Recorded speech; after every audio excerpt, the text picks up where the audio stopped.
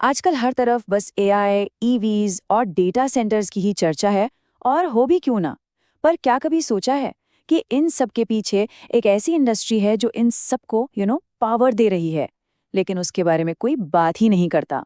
ये एक ऐसी अदृश्य इंडस्ट्री है जो असल में आज के टेक रेवोल्यूशन की, कह सकते हैं, रीढ़ की हड्डी है। तो सवाल ये उठता है कि इन सब क्रांतियों का, चाहे वो एआई हो, ईवी हो या डेटा सेंटर्स हो, आखिर इसका सबसे बड़ा फायदा किसको हो रहा है? अब देखिए, आपके दिमाग में शायद एनवीडिया या माइक्रोसॉफ्ट जैसे नाम आ रहे होंगे, और हाँ, बिल्कुल सही है ये जवाब, लेकिन पूरी तरह से नहीं। एक और प्लेयर है, एक ऐसा खिलाड़ी जिसे हम अक्सर अनदेखा कर देते हैं, जो पर्दे के पीछे से ही सारा खेल चला रहा है, और वो है वायर्स और केबल्स इंडस्ट्री। हाँ हाँ, मुझे पता है, सुनने में थोड़ा सा उबाऊ लग सकता है, आखिर तारों में क्या है, लेकिन सच तो ये है कि यही वो अदृश्य नेटवर्क है जो आज के हर तकनीकी विकास को जमीन दे रहा है, उसको आधार दे रहा है। ये इस पूरी कहानी का एक तरह से अनसंग हीरो है। तो चलिए आज इसी की कहानी को थोड़ा करीब से देखते हैं। तो चलिए इसमें थोड़ा और गहराई से उतरते हैं।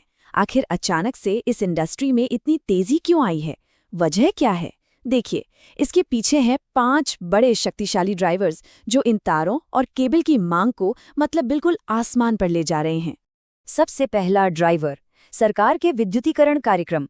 1 नंबर, देखिए 2.86 करोड़। ये उन घरों की संख्या है जिन्हें सौभाग्य जैसी योजनाओं के तहत बिजली कनेक्शन दिए गए। अब जरा सोचिए, इतने सारे घरों को ग्रिड से जोड़ना, इसका मतलब है लाखों, शायद करोड़ों किलोमीटर केबल बिछाना। तो यहाँ से सीधे सीधे केबल के लिए एक जबरदस्त मांग पैदा हुई। अच्छा, दूसरा पॉइंट है रिन्यूएबल एनर्जी। हमारा लक्ष्य है 2030 तक 500 गीगावाट्स तक पहुंचना। अब इसमें एक दिलचस्प बात है, ये जो बड़े बड़े सोलर और विंड फार्म्स होते हैं ना, ये अक्सर शहरों से बहुत दूर खाली जगहों पर लगते हैं। तो वहां पैदा हुई बिजली को हम तक, यानी नेशनल ग्रिड तक लाने के लिए क्या चाहिए? लंबी लंबी हाई वोल्टेज ट्रांसमिशन केबलों का एक पूरा जाल। तो रिन्यूएबल एनर्जी का मतलब सिर्फ सोलर पैनल या विंड टर्बाइन नहीं है, इसका मतलब है बहुत सारे केबल भी। तीसरा ड्राइवर शायद सबसे एक्साइटिंग है, डेटा सेंटर्स। यहाँ पर ना 2 तरह की जरूरत है। पहली, इन डेटा सेंटर्स को चलाने के लिए बेहिसाब बिजली चाहिए, जिसके लिए लगते हैं हेवी ड्यूटी पावर केबल्स। और दूसरी, एआई जैसे काम के लिए सर्वरों के बीच सुपर फास्ट डेटा ट्रांसफर चाहिए, जिसके लिए जरूरी है स्पेशल फाइबर ऑप्टिक केबल्स। मांग कितनी बड़ी है, इसका अंदाजा इस बात से लगाइए कि अभी हाल ही में मेटा ने कॉर्निंग के साथ $1 बिलियन तक की डील की है, सिर्फ एआई डेटा सेंटरों के लिए फाइबर ऑप्टिक केबल सप्लाई करने के लिए। सोच लीजिए स्केल कितना बड़ा है। चौथा ड्राइवर एक ऐसा प्रोजेक्ट है जो हमारे सामने ही बिल्कुल चुपचाप पूरा हो गया। भारतीय रेलवे का विद्युतीकरण। सरकारी आंकड़ों के हिसाब से लगभग पूरा का पूरा ब्रॉड गेज नेटवर्क अब इलेक्ट्रिक हो चुका है।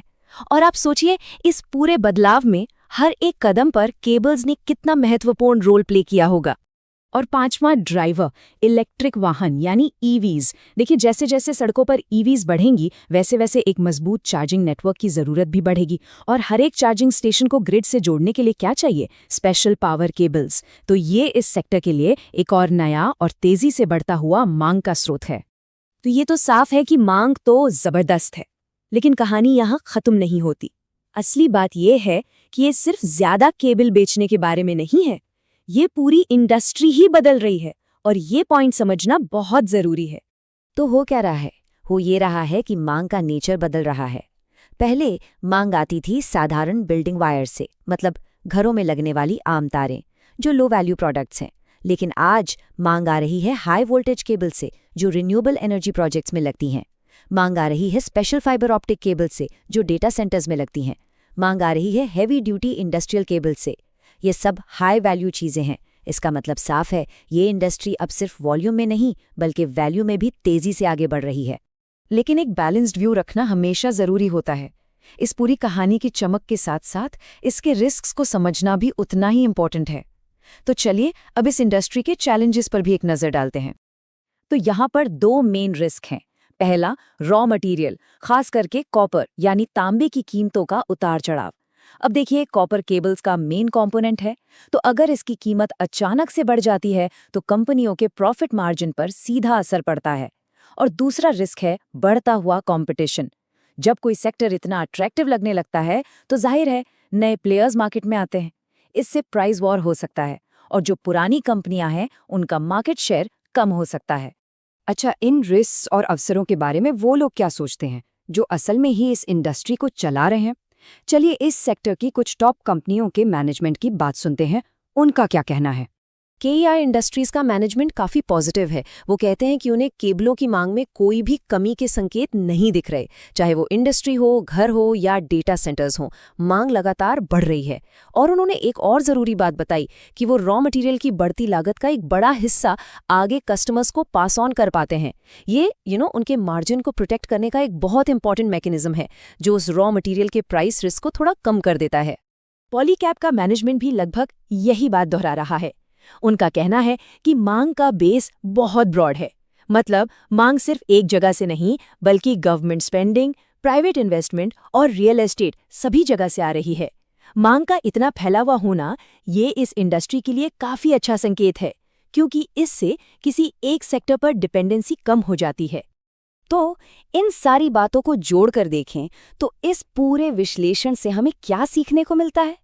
चलिए सारे पॉइंट्स को एक साथ एक क्लियर टेकअवे में समेटते हैं। देखिए, इस पूरी चर्चा से 3 बड़ी बातें निकल कर आती हैं। पहली, कि जो सबसे बड़ी, सबसे क्रांतिकारी टेक्नोलॉजीज होती हैं ना, वो अक्सर उन्हीं उबाऊ इंडस्ट्रीज पर टिकी होती हैं जिन पर हमारा ध्यान नहीं जाता।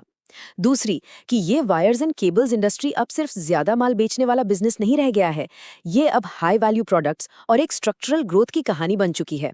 और तीसरी और सबसे जरूरी बात, ये सेक्टर विद्युतीकरण, AI, क्लीन एनर्जी, इन जैसे कई बड़े मेगा ट्रेंड्स को आपस में जोड़ने वाली एक अदृश्य बैकबोन है।